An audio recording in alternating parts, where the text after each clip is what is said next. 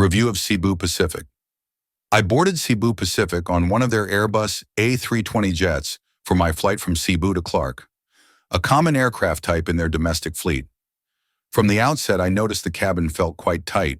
The seats are relatively cramped, and as a bigger person, I had trouble even opening the tray table fully.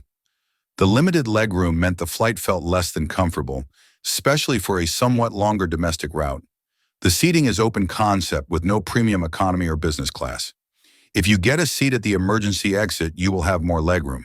Also, the front seats afford more legroom, but you will have to pay extra for that. The flight itself was delayed about 1.5 hours. I was told and had heard elsewhere that delays on Cebu Pacific aren't unusual, especially on domestic flights. Still, once we finally boarded, the cabin crew helped smooth things over. The flight attendants were very polite and respectful throughout. Their professionalism stands out as a bright spot, and typical of many Asian airlines. The youthful, friendly staff helped make the ride more pleasant, despite the tight seating and delay. The boarding process was smooth and quick.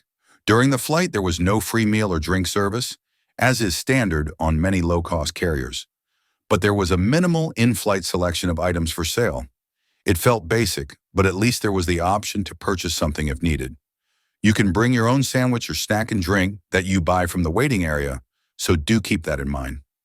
Before departure, check-in at the domestic terminal in Cebu was a bit chaotic. The domestic terminal was crowded, and there were long, extensive lines for check-in and baggage drop. Based on that, I'd strongly recommend showing up early if you fly Cebu Pacific domestically. In my case, I was able to find a porter, handed him 100 pesos, and he went to the front and got my boarding pass in 2 minutes. A small price to pay to save a lot of time and skip a long queue. Around the terminal, there were plenty of restaurants, eateries, and snack shops, giving passengers a lot of options to grab food or snacks before boarding. I was able to relax at Coffee Bean and Tea Leaf, and that was refreshing instead of standing in a line. The air conditioning was working well in the terminal. I have been told that on many occasions it is not working, and it is like an oven in there. It seems that this has been resolved.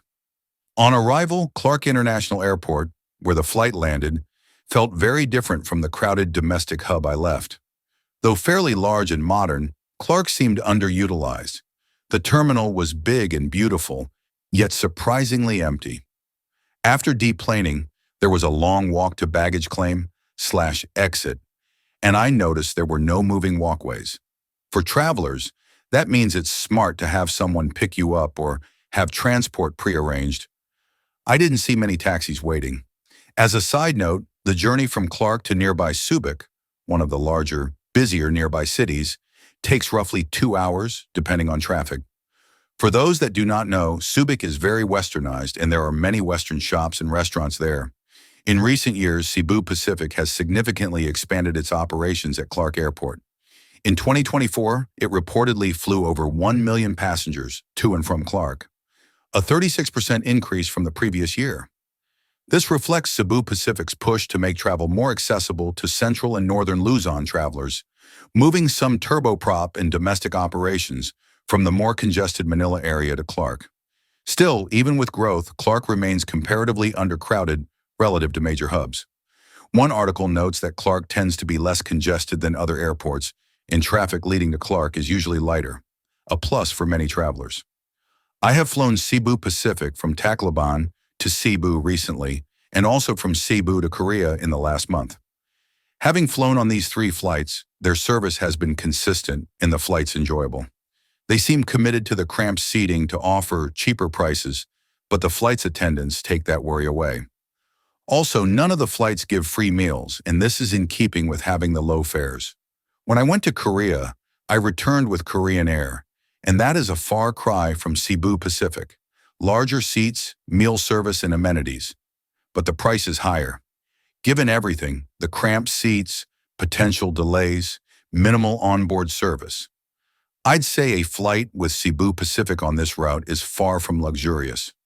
But if you plan ahead, arrive early at Cebu's domestic terminal, maybe enlist help at check-in, expect delays and line up transport before arrival at Clark, the trip is manageable, economical, and the friendly cabin staff makes it a decent low-cost option.